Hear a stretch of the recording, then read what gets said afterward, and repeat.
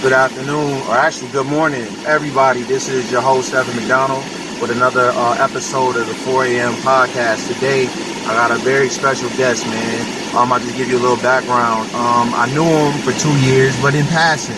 But sometimes as a school counselor, you talk about schedules, you talk about exams, but maybe you might not get an opportunity to really sit down and talk about something personal.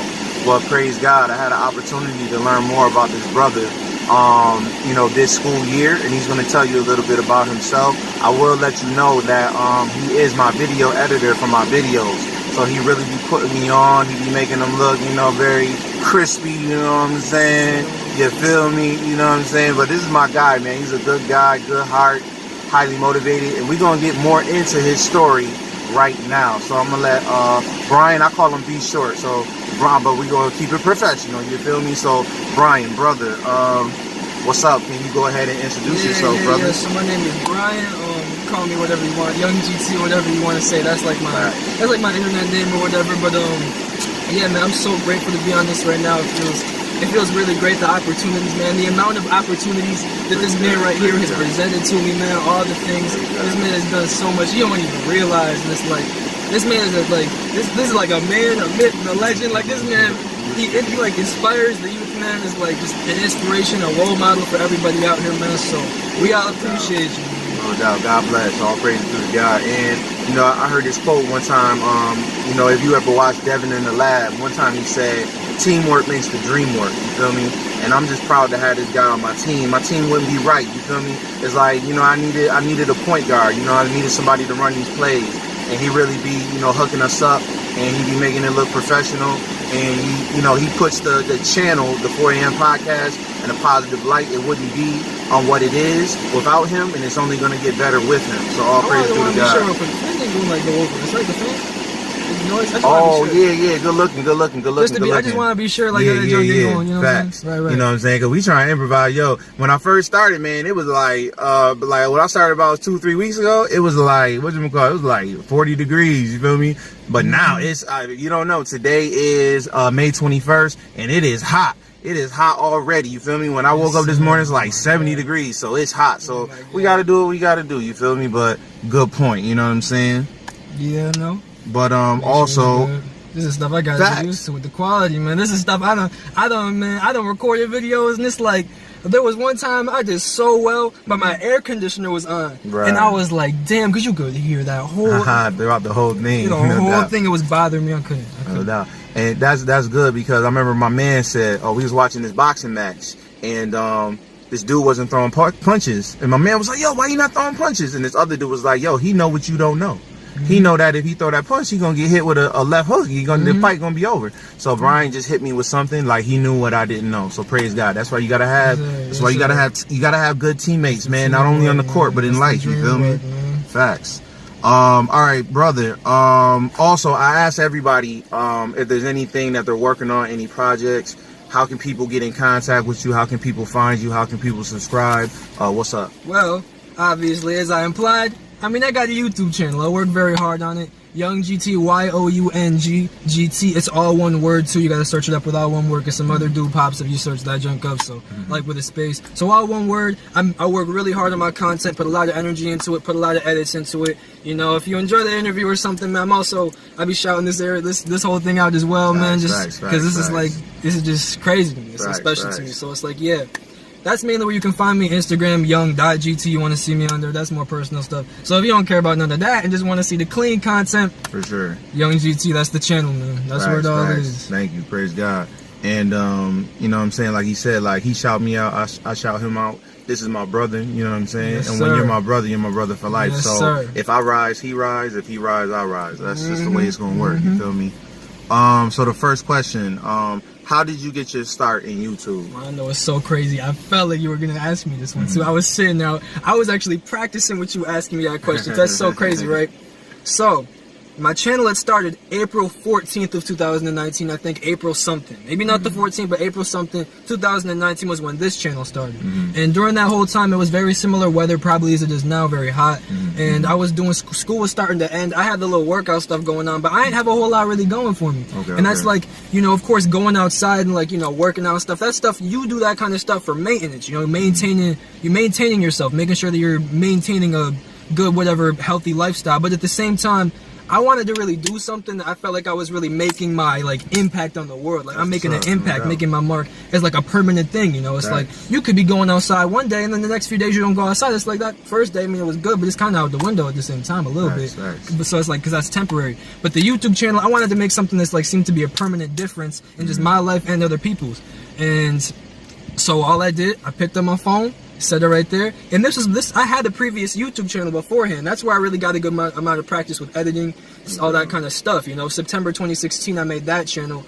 June 2017 I ended the channel because I just wasn't happy with it. I was slightly like whatever insecure about it. During that time I just was that way, and people would make fun of me for the channel, you know. There's a lot of haters out there. There's a lot of haters out there. They didn't really want to see a boy succeed. So haters turn into congratulators. Right. And that was like July 2017 I stopped that channel. Go to April 2019, picked up the camera, recorded a story time where I seemed so, you could tell I was sitting there too. It was like, now I'm a lot more comfortable with the camera. Beforehand I was sitting there, I had a hoodie on, had the hoodie up.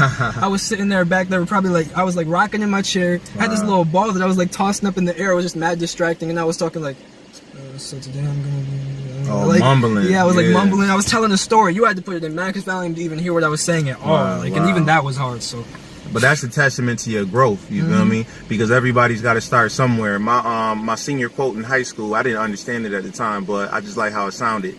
And it goes, the journey of 1,000,000 miles begins with the first step. You feel me? You got to take that step. And what I like about your story is everybody has, you know, you got health and you got time. And a lot of people waste that. That's what they teach in my religion. So with your health and with your time, while you're healthy, you're trying to have an impact on the world.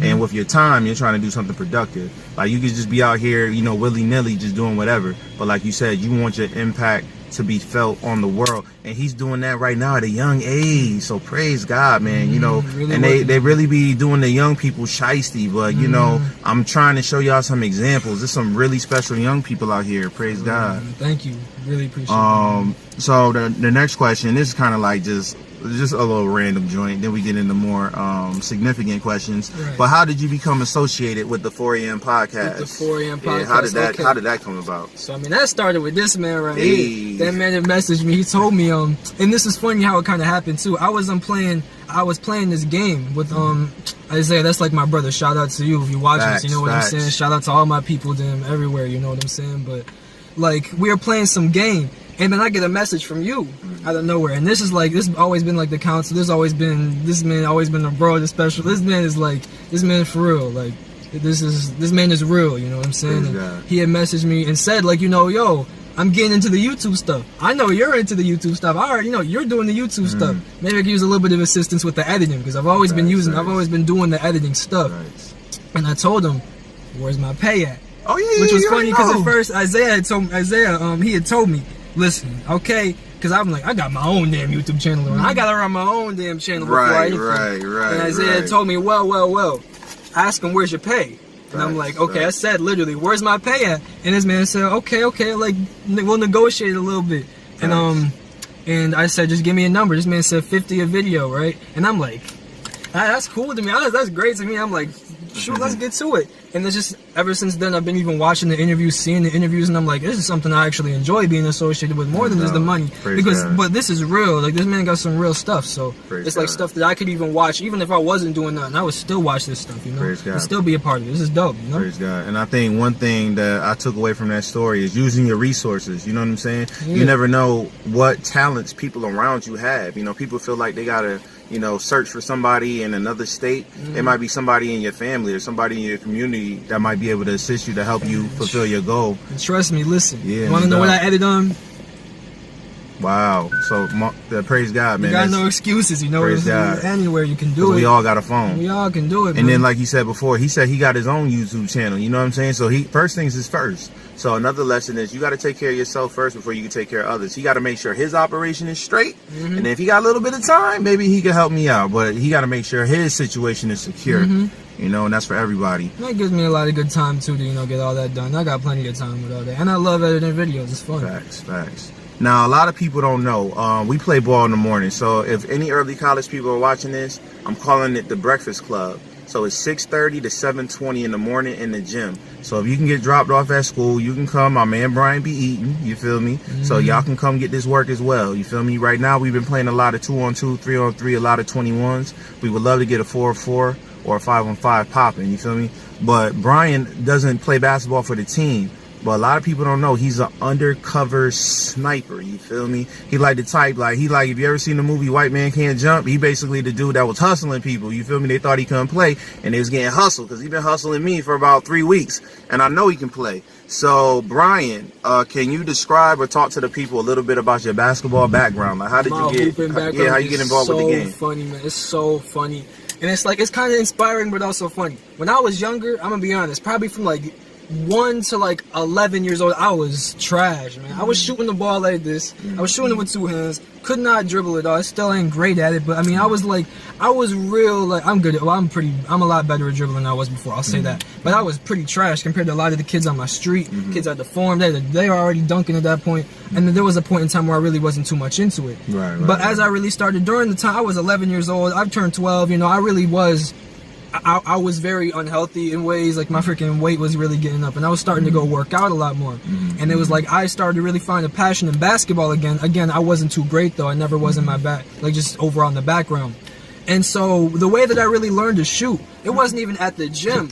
I was like at these people's house one time. I was at these people, whatever, that we were like, me and my dad, we knew them. And so what I did, because I was being creative, I was bored. There was like a little fence in the back. I seen like this little, it was like this blue box. It was like a little blue plastic box. I put the box, I like attached it to the fence, and they had a basketball too. I started getting the basketball. I'm just shooting. I'm just like shooting. Every single day we go there, I'm just shooting and shooting. What's up? Repetition, trying to like just keep on getting used to it. And it's like my shot looks pretty odd. It's like in some ways it looks unique. It don't look unorthodox. Is my man. I shout out to Ari Buckhalter. Unorthodox is the word. Like Reggie Miller.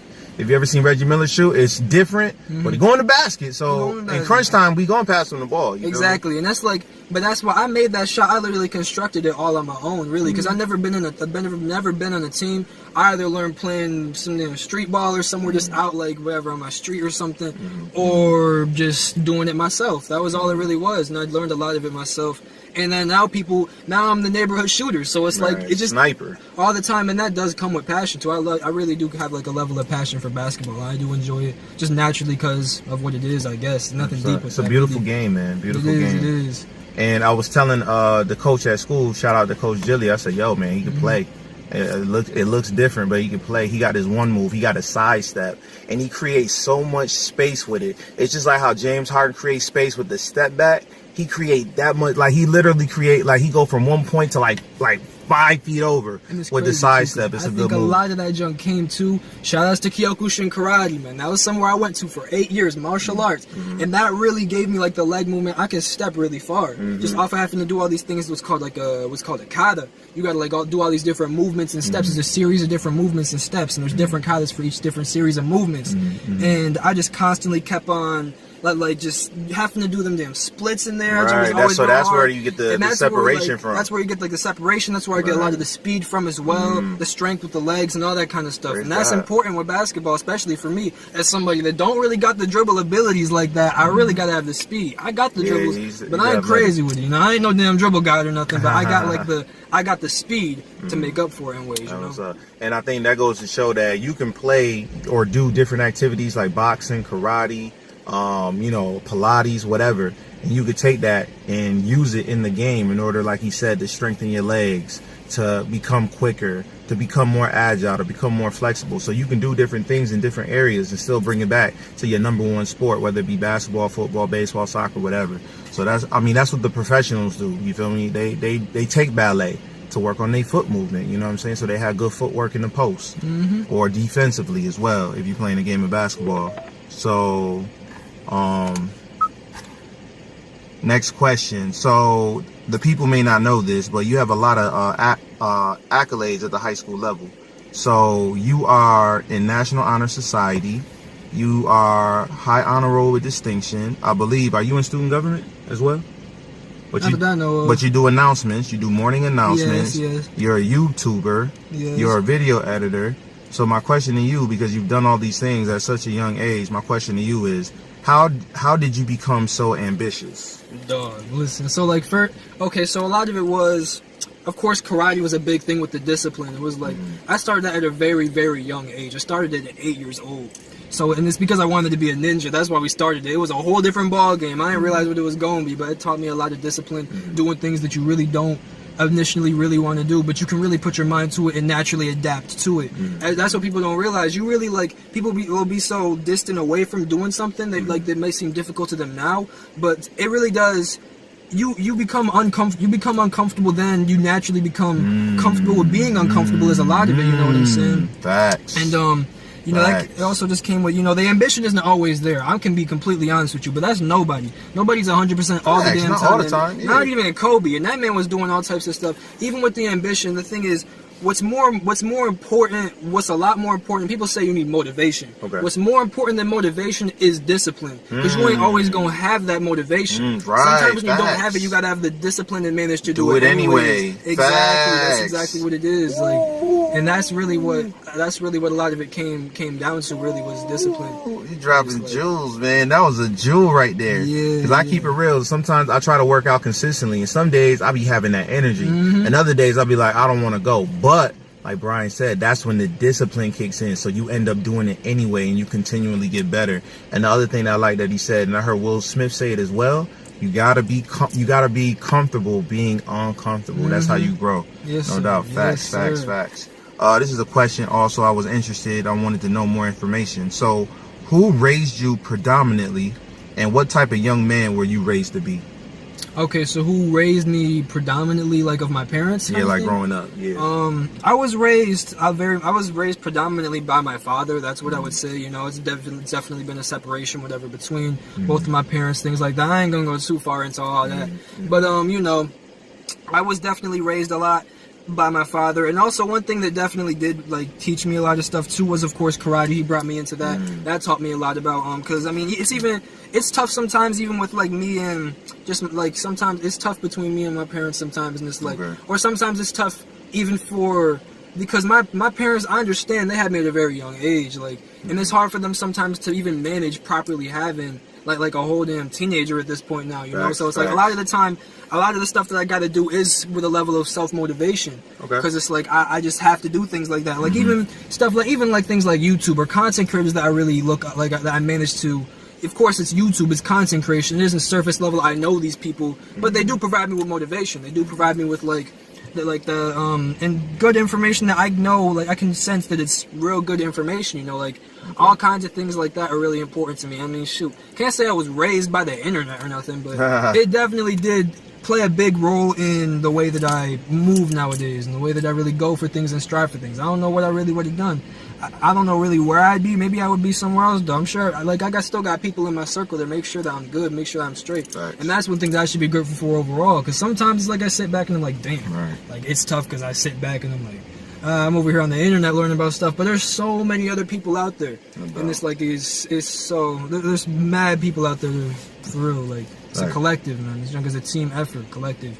Always. And I think what I was able to pull away from that was, at a young age, you had to learn to be more independent, and you basically had to go out and get it. You feel me? You couldn't wait for it to be handed to you. So that required not only self-motivation, but self-discipline, which you alluded to earlier. And I think you also talked about the importance of having a support system. And I think that's important for everybody. If you don't have a support system, get one.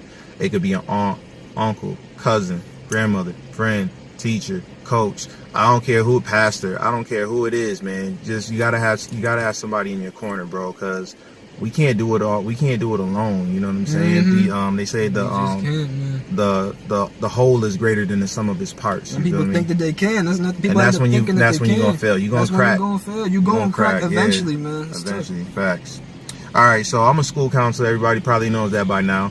But I work in education, and sometimes I look at the youth, and I'm like, there was a youth this morning that disappointed me because he wasn't where he was supposed to be on time. And I gave him 20 minutes to show up, and then he didn't show up. And then after the fact, he want to do something. No, we not doing it on your time. We doing it on time, not your time, on time. Yes, sir. You feel me? So what I feel with the young people is they lack a sense of urgency. They lack motivation. You wouldn't be in that category, but I feel like a majority of them are that way. So my question to you is, Like, what is your message to the youth? Like, what is it going to take? Like, what messages do they need to hear in order for them to wake up? There's so much I could like say with that, but really to keep it, to try and keep it more straightforward too, because I mean, I don't try to be talking too complicated with things. It like it make people like, what the hell?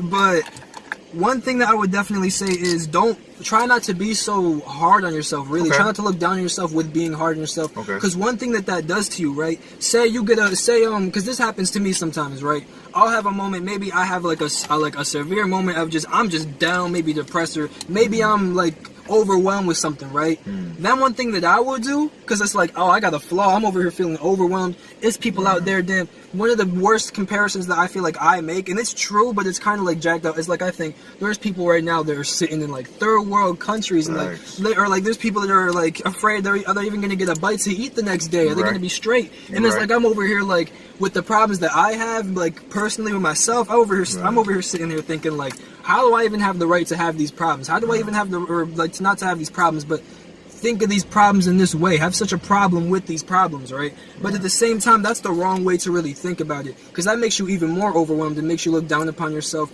You don't even believe you can do it. A lot of people, they look at themselves with issues like that, and it's like, there's so many people that don't even take the first step because of that kind of stuff. But when you don't take the first step, you don't even know what it's truly going to be like. You don't even take the first step. You never even know. Like, your dreams die immediately, you know what I'm saying? And so it's like, try not to be so hard on yourself. Try to like to be accepting of the mistakes that you make and the things that happen and the feelings that you have internally, because there's a lot of people that aren't taught that way, you know, that like mentally and just emotionally, even physically, all of these things, people aren't even taught to be okay with themselves. It's like people are just taught to work, grind. That's where this like that stuff can get really, it's an overused word, but toxic. That's where that can get toxic, is that overwork, and that happens to me a lot. You know, I used to think stress was a good thing. Stress ain't a good thing. I used to think it was, because it's like, oh shoot, I'm slowly building myself by making my impact on the world, doing all these good things, and it's like I'm gonna just keep on. I'm gonna keep on doing that, and that's truly what matters. No, I matter as well. I ain't just some damn. I'm over here. I do really want to help the world out, like everybody I'm sure wants to, but I really do genuinely want to help the world, and I'm working hard to do so. But at the same time, no, I'm not just placed here to be on some grind time. At the same time,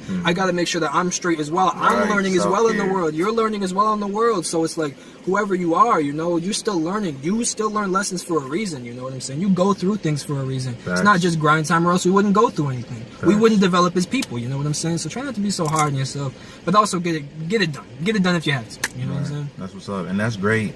It's good to hear that perspective from a young person. You know, I think what I got from it is like, you know, young people, don't be hard on yourself and learn to accept. You know, develop self-acceptance and love yourself and take care of yourself. But again, because I understand the perspective as well of not being self-accepting, and I'm sure there's other people that have completely different issues than I have, you know what I'm saying? So it's hard, because people, one of the things is, it's not even just about like just the youth, but the circumstances. I try to think of the circumstances of people when it comes to people having issues, or like having like things that they're dealing with. Is a lot of it is circumstances, or like the mindset somebody has. You can go over and sit here and judge somebody and tell them, oh, like, how are you going to think this way? Like, you know, don't be so hard on yourself. I'm over here be like freaking tell somebody they're hard on themselves right now, and they're dealing with all these different things. Don't be so hard on yourself. It's at the same time, I don't deal with their circumstances like I do. And you got to really be open to explain that to them as well, and really be open to hearing what they got to say. Try to provide the proper circumstances for them. You know, you can't just do everything, but try to help provide the proper circumstances for somebody to really want to get into that better position.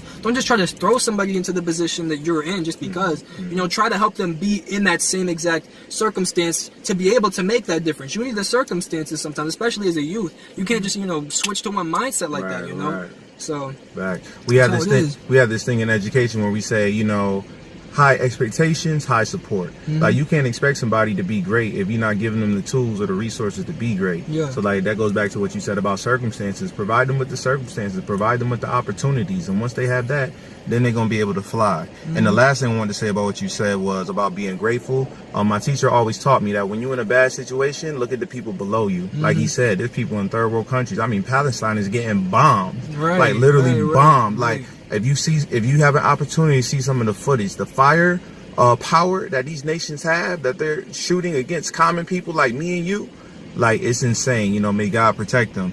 But look at the people that are below you, you know what I'm saying? Then you'll understand and you'll be able to be grateful for all the things that God has given you. And that leads me right into my last question. And I try to stay, I be, you know me, you always want to talk about spirituality. And then there's certain people out there that be like, they don't want me to talk about it because they feel like y'all gonna say something, then I gotta correct you. I gotta be like, no, that's not the way to think.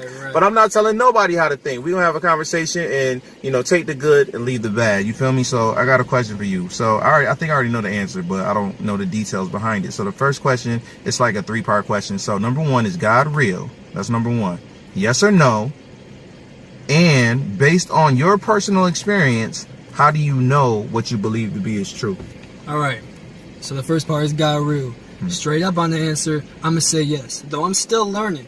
You know, there was definitely a time in my life, and I'm just gonna explain it real quick, I guess, because it's a straightforward question. But there was a time in my life where I was always going to different things. You know, trying to go to different things spiritually, like to try and, I guess, make myself cleanse myself from my problems. This happened during last summer. I got in a spiritual junk, and like people were saying all types of crazy stuff, like we're all the guys, and like, you know, we're all, that's what we are. Like, I remember there was a content creator I knew talking about we're all gods, and, you know, and finding peace through just the spirituality. Toxic spirituality is another, it's toxic is overused. But that's another thing, too. Spirituality can be toxic in so many different perspectives that I ain't even gonna get into. But like I said, there's a content creator I know that was talking about that stuff, and later on, he ended up getting so down that, I mean, like it got to a really bad point in your life. Like, that stuff, one thing that I want to say with the belief with God, is that it's really found me, it's really been changing me. It's really been, I believe in God. I really do. And it's really been, that belief has really been, it's really been making the difference and the impact on me that I've seen. And that's how I know that it's real. That's how I know it's a good thing for me. You know what I'm saying? That's important. That it's a good thing either way. Like, even if it's not so easy to believe or have faith all the time. Yeah, because it's the unseen. It's the unseen, and it's the differences that you can feel being made internally. Just, it's so much with that, man. Facts. And I think, like you said, it's the differences that you see in your life. Like, you see these things happen, and it's like, yo, how did this happen? Like, did I do this? More than likely you didn't. It was a blessing, you know what I'm saying? So all praises due to God. And one thing I tell people when it comes to, like, is God real or not? You know, so it starts off like this. I would ask a person, so where were you 1,000 years ago? You know what I'm saying? You was nowhere. Like, you weren't even a thought. Like, you didn't even exist. But when God created you, he created you from nothing. He created you from out of nowhere, and he gave you life. And you didn't have any control over when you were born. You didn't say, well, I'll be born March 13th, 1979. You had no control. Only God has control. And it's like a really quick realization that I had too. Even, you know, obviously everybody exists. Obviously we exist and we're here. Right, we're here. But it's like, if you really sit back and think, it's like, damn, like, we really exist. You get what I'm saying? This is all, fact that all of this really exists. There's got to be something external out there. All this stuff, junk doesn't just get plopped onto the ground and just created. So how did all this happen? We don't even know all that much. But it's really good to just, you know, that's why praising God, it's really changed my life. Praise God. I'm really glad I asked you that question, brother. That was very powerful. So I'm probably gonna hit you. I don't know which one I want to hit you with. I want to hit you with a free association question. I'm open to anything. I'm gonna just hit you with. I'm gonna hit you with the first one. So I'm gonna give you a word, and you tell me what comes to mind. So the word is education. Leadership, I guess. I mean, always being a leader in myself when it came to education. Leadership. Okay, no doubt. And I'm gonna hit you with another one because we still got time. What about when you hear the word parents? What comes to mind? What do you think of? Simple. Mother and father. Mother and father. Pretty simple. All right, I'm gonna hit you with another one. When you hear the word race, what do you think about? Like, you just with another word, diversity. Diversity is important. It's very important to have diversity. There's a lot of people that, I mean, I could explain that too. It's like one thing that, because again, I'm always the type of person who tries to like look at like the reasons for perspectives, right? Like, say, like, I'll try to put it into this example, right? There's this YouTuber that I know, right? It's a black YouTuber, and he was going over to, I forgot what the area was called, but I don't know. I wish I knew the name of it, but he was going, and he was with 3 of his friends as well, and they're all black as well. And they were going to an area, this area is predominantly full of white people, you know what I'm saying? And it's like, they were walking into a restaurant, everybody started looking at them, right? And it's like damn, like it was like a level. It was like damn, like y'all just looking at us because we're different from y'all. Skin, I mean, of course, it's like people of course, it's very important to like be able to state like, damn, that's not what creates a person is the color of the skin. That does not really. But it's like at the same time, I try to think even why do people even think that way? You know what I'm saying? Why do people think that way? Why do people get so stuck up? And a lot of the reason is because one of the reasons is because of the way that black people are portrayed in the media. Okay, you know what I'm saying? Like the way like that's why there's so many people in predominantly black communities. It's really, really rough, and people don't even see the external racism is the way that, or not the external, but it's like hidden racism. People will say racism don't exist, but it's like hidden racism. Right. You know, it's like the most popular black men that you will see out there. I ain't gonna lie, and it's like not because it's just the way that the black race is, it's just because of what's promoted in the media to put a bad image on black people. It's like say the most popular black men out there are the ones that's promoting damn all the jacked up stuff, the violence, you know, all the rap they're talking about, all this jacked up stuff. It's like where's like somebody like a black scientist or something? I'm sure there's plenty of incredibly smart, no doubt, they get no airplay, intellectual, intelligent, black scientists, black like whatever the heck. Maybe a black musician that has a bunch of intellectual things to talk about. Of course, we see them out there, but of course, even to maintain that popularity, there's levels to it. Intellectual black people that's probably doing so many different things, like you know, science work out there. Probably some scientists probably out there. There's probably some damn. Well, I'm trying to think of other like just incredibly like just astronauts. Right. Like you hear different things, but not nowadays out in the media because it's like still the image is still being kept up of like this violent, just nasty portrayal of black people throughout the media. You know what I'm saying? And it makes it really, really difficult. Like I like to say a lot for the youth. You get what I'm saying? Because youth growing up, that's all they get to see in the media. Those are your role models. That's all you get to see through like just the vision through, like without like trying to get through like the border or go through the barrier yourself of all this bull crap and really looking through and seeing like, wait, there's more opportunity out there. There's a lot more opportunity out there, you know what I'm saying? And people don't even, it's like people in the black community don't even realize it's a lot more difficult because it's not surface level brought up to you. They don't want for black people to be successful. That's just as simple as it is to me. Or it's like you even see, this goes for black men and black women. Like you see, like some of the most popular black women out there are also artists, and it's just like they be talking. You know what they be talking about. Talking about their body and that's sexual. That's the over sexualization of black women. Yeah, like, it's very And it makes people try to like. It makes the portrayal of black women end up being like, oh, it's just like they're just. That's the purpose. That's the purpose like for black women is sex objects, and it's like that's not true at all. It's like at the same time, obviously. The color of your skin, whatever your ethnicity, race, anything, that does not define who you are as a person with your personality. But it's like at the same time, the way that the media portrays it, it makes it look like that is going to be a part of your personality. And that just kind of ties back into the example I was putting with the YouTuber, because it's like he had said, like, damn, it's like, but now thinking about it, I mean, look at the way that us as a people are portrayed in the damn media. It's like, you know, we walk into that damn restaurant, all these white based people. on what they seen. That's all they know. They never met a black person before, but they watch TV, they watch YouTube, so exactly. That's so what they like, have. That's where it's like that's where it comes from. A lot of it nowadays, at least. Back in the day, I don't know. That was just some blatant racism I don't even know about. They just wilding. They're just wilding. Like nowadays, I really try to study it. I really try to sit back and like really think like, why is it like this at the same time? It's like, wild, man. Don't gotta be that way. It's a choice. Everything's a choice. But it's like there's plenty of white people that's out here, you know, because, and I'm only saying white people because that's like just the main base of what people are just know is racist. Again, that's just placed in the media as well.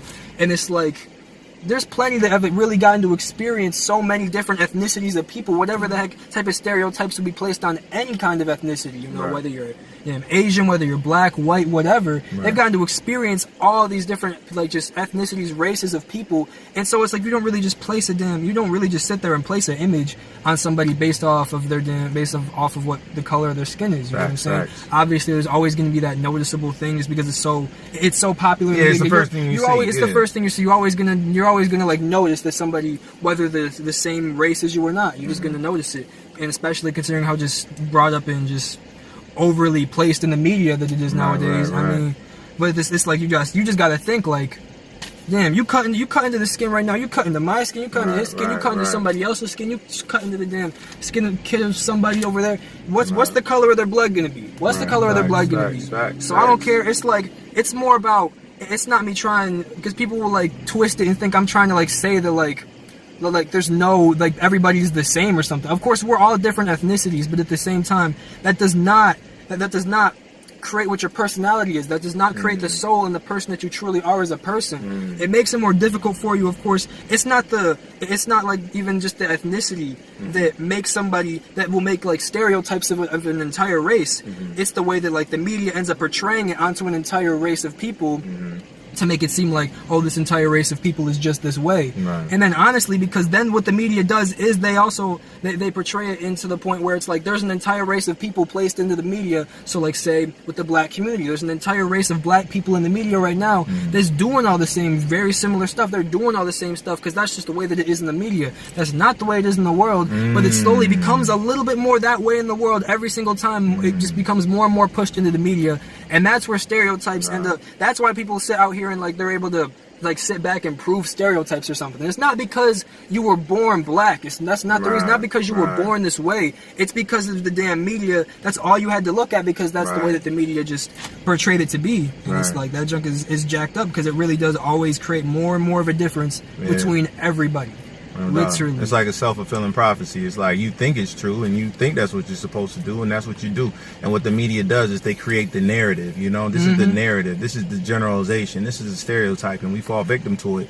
But God gave us all a mind, and he gave us all intelligence, and he gave us all a soul, and he gave us all a heart, you know. So do the right thing. You know, you don't have to necessarily do something because it's being, you know, you're being bombarded with all these images. You don't have to believe something just because you saw it on TV.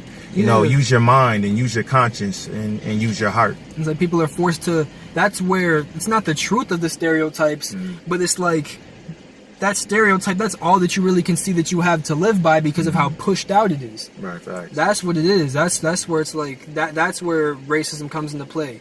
No. That's what it is. Like people want to say racism doesn't exist. Oh yeah, you can't live in America. You playing yourself. Right. That's just like people saying. It's even black people themselves that I've heard say the junk. But you know damn well it's a lot more difficult for you to even move through society. Society has portrayed your people as a community. Right. You can't even drive around the block without getting stopped for a violation of some kind. But it kind of reminds me, what you talk about racism reminds me of this quote from a movie. And this guy said, I think it's from what's the movie? Unusual Suspects. Go check that movie out with Kevin Spacey. Is dope. But at the end, Kevin Spacey, he said it in the beginning of the movie, but later on he says it. The movie concludes with this quote, and he said, "The greatest trick the devil ever pulled was convincing the world that he didn't exist." And it's the same thing with racism. That's the greatest trick they pulled on you. You believing that it doesn't exist, because it's very real. But I just want to say, be short, Brian. Appreciate you, brother. You feel me? Thank you for dropping those jewels.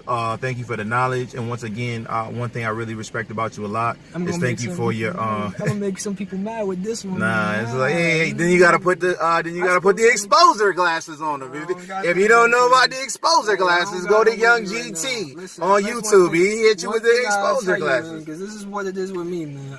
I came here to make my difference in the world, you know? Facts. And I have nothing but pure intentions and good intentions. But I also got to make a difference. And so it's like, I'm always going to speak my truth. You get what I'm saying? Facts. No matter what. And I'm confident in my truth. My truth is pure to me. I know what it is because I follow by God. I know what it is. I know the truth is. I know my truth. I know my beliefs. And if your junk goes away from mine, just tell me what it is. Just tell me what it is. Shoot. And everybody got their own perspective. I love to see what other people's perspectives are as well. I love to hear everything. No doubt. You know what I'm saying? And on that note, man, once again, thank you. God bless, and may God grant you success and abundant blessings throughout your life for being the good man. Continue to be that man throughout your life. And like you said, your truth, stand on it no matter what. You feel me? And on that note, man, we out. Peace. One last thing. When it's summer, it's grind season. Hey, yes, and that's everything. That's not just basketball. That's whatever your passion is. It's grind season. That's everything. All right. Peace. Peace.